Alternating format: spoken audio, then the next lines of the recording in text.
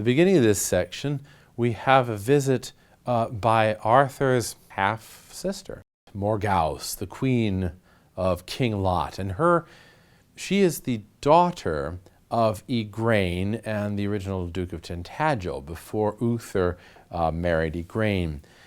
Morgause, along with her sister, Morgana le Fay, are the sisters of Arthur, and they have grown up separate from him, and he doesn't know who they are, and they don't know who he is. Morgause is also the mother of Gawain, Agravain, Garrett, and Gahareth. And Gawain plays a major role later in the story. So to get the tree straight, she is the mother of Gawain, and she's the sister of Arthur. Half-sister, we should say. Well, she comes to visit, and at the beginning of this section, Arthur falls in love with her, and he desires to spend the night with her. And so he spends time with her, sleeps with her. He doesn't know that she's related.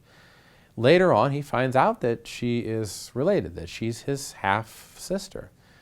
And this is disturbing to him, obviously, but he's already made this huge mistake. And this is something which he does frequently. He makes a mistake, especially with women, choosing the wrong women at the wrong time for the wrong reasons.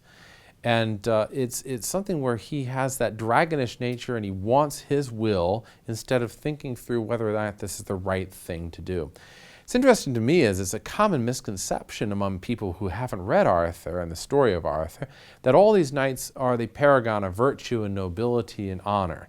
That's not really what the author, Mallory, is really telling us. He's telling us that these knights are themselves deeply flawed men who make tremendous mistakes, like spending the night with his half-sister, or killing the wrong guy, or forming a civilization that then falls to ruin. They're deeply flawed men. But that Mallory is in some ways pulling out of that deep flawedness of these men something tremendous, asking the question of whether or not civilization, the greatness and beauty of civilization, can ever be reconciled with this dragonish, willful nature of human life. Well, Arthur, with his half-sister, Morgause, conceives a child whose name is Mordred. Mordred plays a huge role in the story, and we've got to keep him in mind, suspending the idea of Mordred until later on in the story. Merlin prophesies further on in this section that Mordred will be the character who kills Arthur and ruins the Round Table. He is going to destroy the entire civilization that Arthur has created, so that by the illicit union between Arthur and his half-sister, we've got the beginnings or the seeds of destruction already sown into the fabric of the civilization. Mordred, whose name conveniently means death, that's a very nice name to give your kid. It's like, hey, death. Mordred becomes the arbiter of destruction and doom for the whole civilization. And Merlin counsels Arthur, says, the child that is going to be born on May Day will be the man who later destroys you and your whole civilization. Notice born on May Day. May Day was a day of renewal and of rebirth. It was in springtime when the cold and the ice of the winter had faded away, and for the first time you can get outside and enjoy yourself and love the world and see greenery popping out of everywhere. And so May Day was an image of rebirth and newness of life.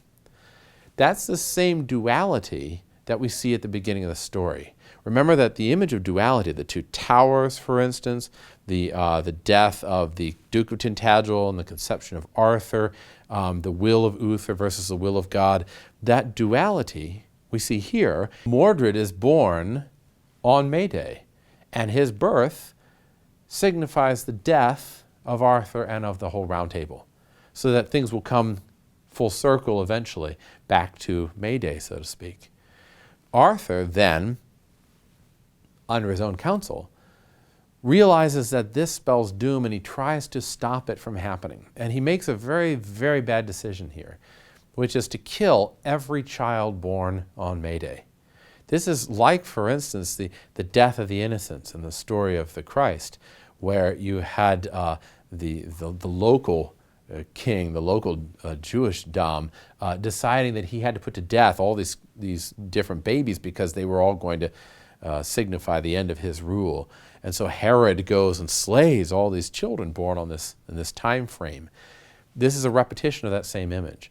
It's the king trying to secure his position by killing all of the babies that were born on this date. And the author here, Mallory, makes very clear these are little defenseless children. There was no way they could have protected themselves from Arthur, who puts them in a boat and drowns them. But as prophecies tend to do, this one begins to come true the minute that Arthur tries to take steps to stop it, because Mordred survives the drowning. And consequently, he comes out as a rather angry toddler who then goes on to hate Arthur and hate the Round Table and hate everything he's doing, not able to see that there's any goodness in the Round Table or in Arthur. He can't see it for all the dragonishness of Arthur himself. Well, Arthur then has this dream, as I spoke about earlier, and it's the dream of griffins and dragons throughout the land. And the dream prompts him to go out into the woods where he sees the questing beast, which itself is that image of chasing after the dragon. When he comes back from the questing beast, Arthur then has his first knighting of a knight in his court. All the other knights in his court have already been knighted by other people. And knighthood, or conveying of knighthood on somebody, is passing on one's own nobility or power to another person, so that they are brought into, it's an initiation ceremony where the other person will be brought into the circle, the inner circle of reliable knights. And Arthur now, as king, has the ability to knight other men and bring them into that warlike circle of brotherhood of warriors. And the first person he knights is Griflet. And keep Griflet in mind, he comes up later in the story as well. And there's a sense of closure in the work when we see Griflet and the death of Griflet at the hands of Lancelot. He is the first knight that Arthur ever conveys knighthood upon. And after he has conveyed knighthood on Griflet, he has to go out and seek revenge, because Griflet goes off on his first venture and gets the wind knocked out of him and comes back and he's all in bad shape. And so Arthur goes off to seek revenge on the knight that hammered Griflet. And it turns out that this knight, who has knocked the sense out of Griflet, is actually Pellinore, the same knight that is chased after the questing beast. And so Arthur and Pellinore have to go at it hammer and tongs in a big conflagration of battle. And there are 3 times that they joust with each other. And on the 3rd time, and each time Arthur wants to draw his sword and fight Pellinore with the sword, and Pellinore says, no, let's go by the lance. The 3rd time around, Arthur loses at the lance, at the joust, and he's thrown from his horse and then knocked to the earth. And it's then that he draws his sword, and he tries to attack Pellinore. But it turns out Pellinore's stronger, and he knocks Arthur to the ground and pulls off his helmet, ready to chop his head off. And along comes Merlin and puts Pellinore to sleep. Pellinore, in a way, is also another hypostasis for Arthur. He is a reduplication, telling that same image again of Arthur. Here he's the power, and Arthur is the lesser power. And so like 2 dragons, Pellinore and Arthur struggle with one another, and Arthur loses. And it takes Merlin to come along and zap Pellinore and put him to sleep. And Merlin takes Arthur off to get him a new sword.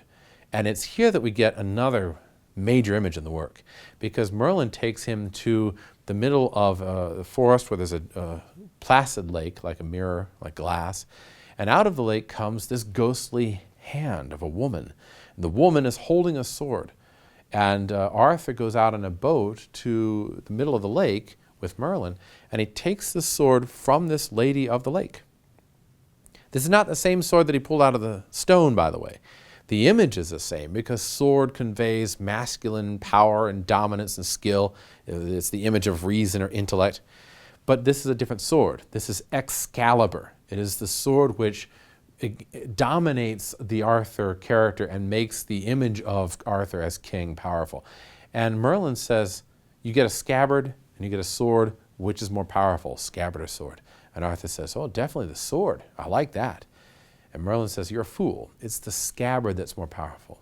The scabbard will keep you from being cut no matter what, and you'll save your life, whereas a sword won't.